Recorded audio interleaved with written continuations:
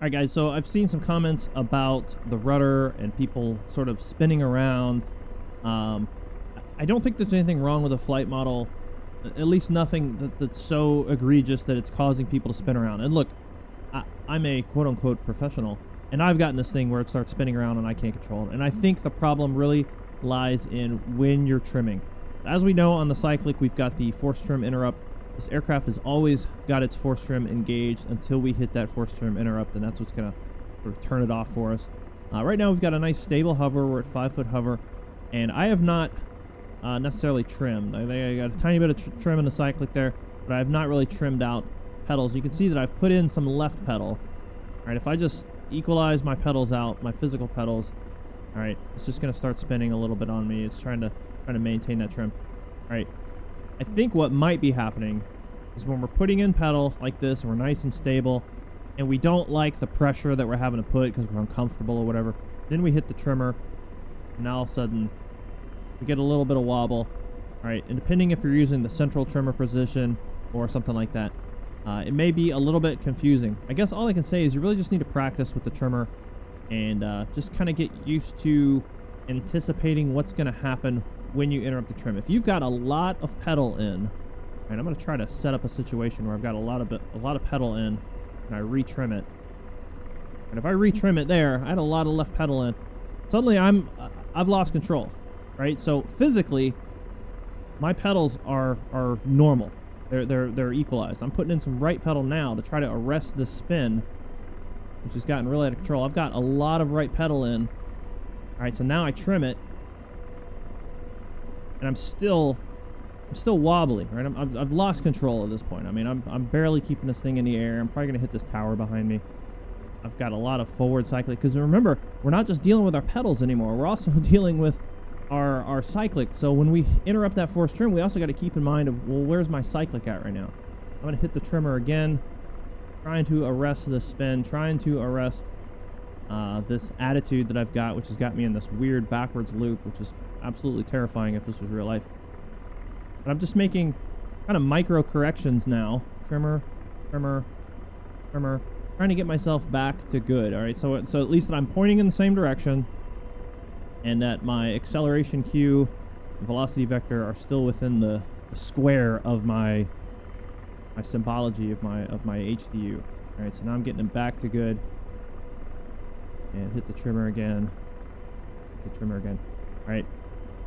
The point is, make micro movements as much as possible.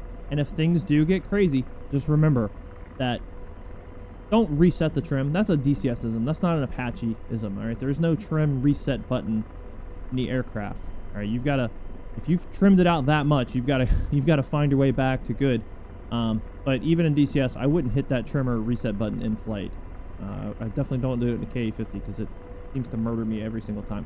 So what you got to do is just pay attention to the controls, what you're trying to get back to, and then slowly trim your way back out of that problem and get back to a stable platform. Anyhow, I wish that there was a magic trick that I could show you and say, okay, if this happens, then do this. There isn't, right? That's why this is hard. What you have to do is practice, but what you really have to do is sort of understand what the system is doing. This thing is always trimmed.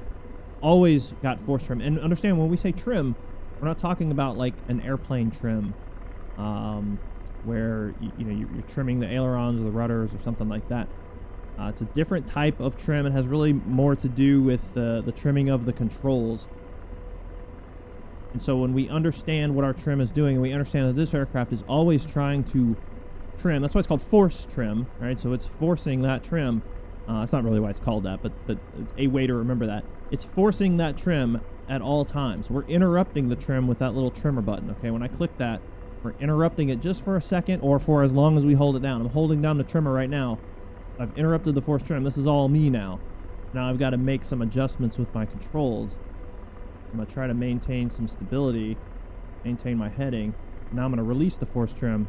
Now it's going to hold whatever that control input is that I release the force trim with. So now I'm fighting that trim. I'm fighting that position that I left the trimmer at before. I know this is super confusing. This is terrible to try to explain, particularly in a video where there's no back and forth, and there's no questions and answers. It's just me trying to anticipate what you might be thinking, and also trying to keep this thing hovering. But I've got it trimmed out now where my hands are off the controls. Now we're gonna start drifting forward because there's a little bit of not goodness there, but my hands are still off the controls. You can see how slowly. So once you get it trimmed out, it's essentially holding those controls in place for you. And that's the big challenge that we're all gonna have, myself included, is unless you've got some sort of you know, mechanical unit on your physical joystick at home to hold your cyclic and your pedals into position, or you've taken all the springs out, or you know, something you've put in some sort of damper.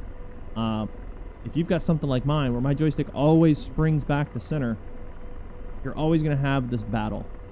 And this battle is going to be definitely exacerbated when your cyclic or your pedals in game are doing something that doesn't necessarily match what you're doing in the physical world.